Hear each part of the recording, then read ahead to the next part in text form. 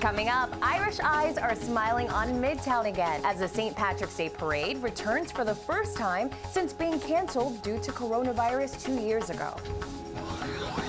Timing the end of the showers and the rain and the start of the warmer, drier weather. And it was the no-ho watering hole that defined the downtown chic of the 1990s. Now Temple Bar is reopening.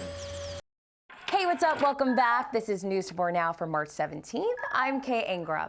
The sounds of bagpipes and Highland music once again filled Fifth Avenue as the St. Patrick's Day Parade returned for the first time since the start of the pandemic. The New York Army National Guard's 1st Battalion, 69th Infantry Regiment, once again led the world's largest St. Patrick's Day Parade as it marched up and down Fifth Avenue.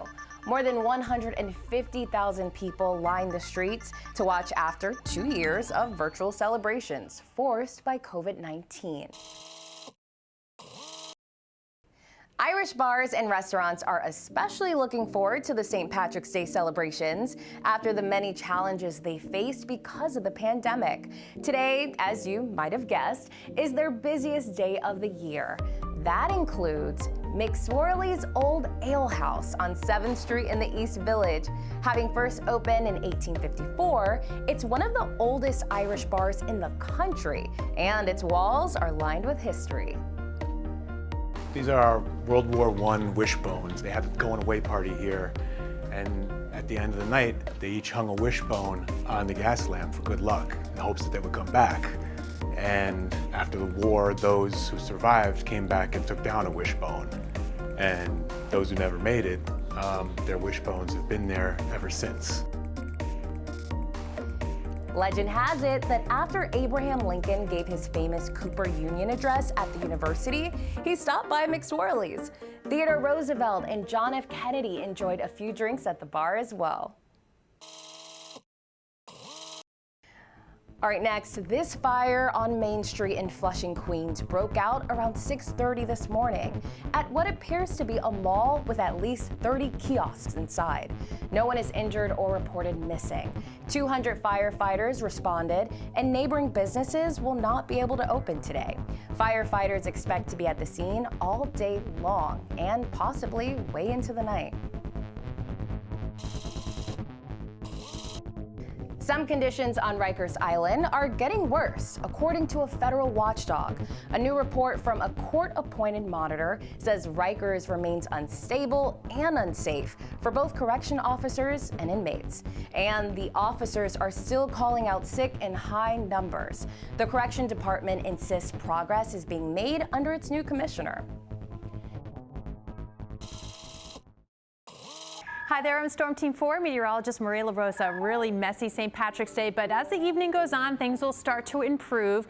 But around dinner time, for many of us, still the chance for some showers. But temperatures staying in the 50s. In fact, pretty steady during the overnight hours. After midnight, everyone gets a chance to clear out. In fact, actually north and west, those showers will be wrapping up a little bit sooner. For Long Island, Jersey, and Connecticut, they linger through the late evening, but you can see by 10 o'clock already those clearing skies north and west. So the showers end tonight, will be clearing out by tomorrow morning. Temperatures, though, nearly steady in the upper 40s and 50s. We'll see White Plains at 45 tomorrow morning, 50 in the city, 40s from Islip and Eastport, Belmar as well. North and west dipping into the lower 40s on our way up to a warm, mild, and sunny Friday.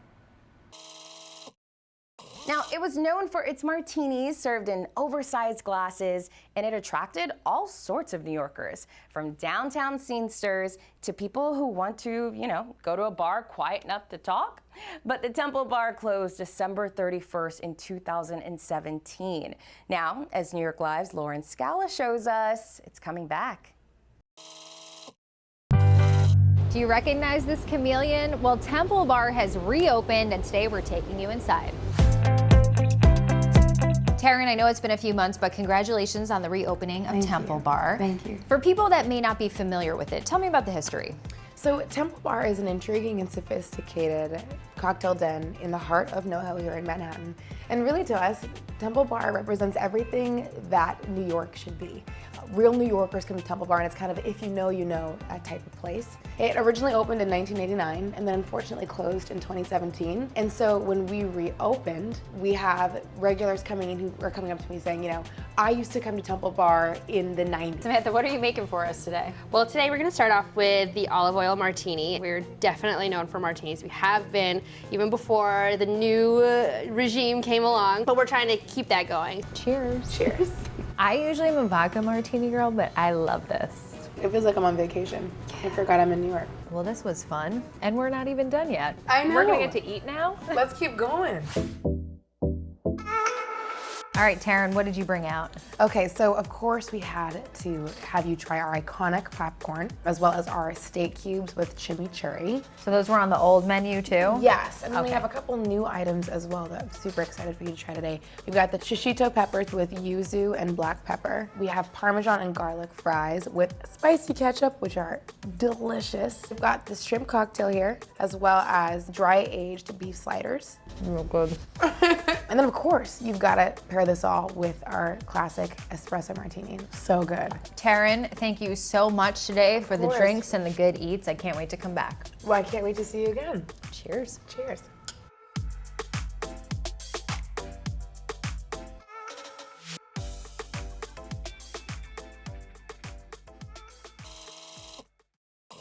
All right, so as you could imagine, outdoor dining became a lifeline for restaurants struggling to stay open during the pandemic. Well, now, as we return to normalcy, cities face the decision of whether to keep outdoor dining going or not.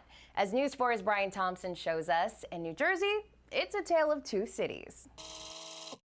Street dining was a lifeline for restaurants through the pandemic, and at least here in Hoboken, it's here to stay. Necessity is the mother of invention.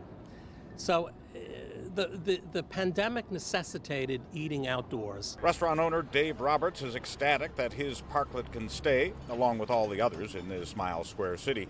Hoboken, of course, notorious for the difficulty in finding a parking space on the street. At the Hoboken Pet Store just down the block from East LA, owner Michael DeGuido laments the loss of parking spaces in front of his store. You see that it's much more difficult. First with the bus lanes, then with the bike lanes, also with the spots where the drivers can park now. But he also sympathizes with restaurants in this food-happy town. The parking challenge overblown, according to Mayor Ravi Bala. We have municipal garages that are underutilized, that are only a block away from our main strip. It's a different story in Ridgewood, some 20 miles away. This village ending outdoor dining at the end of this month. Fed up with some restaurant owners who didn't take care of their spaces and other merchants who wanted street parking back. But in Hoboken, the mayor says this parklet across from the police station is the only one in town that isn't being used as intended. And the city is reaching out to the owner to make sure it lives up to its roughly $1,000 a month permit. Otherwise, Ultimately, if it needs to be taken down or rescinded, that can be done as well. All right, friends, thanks for checking in. We'll see you back here tomorrow on News 4 Now.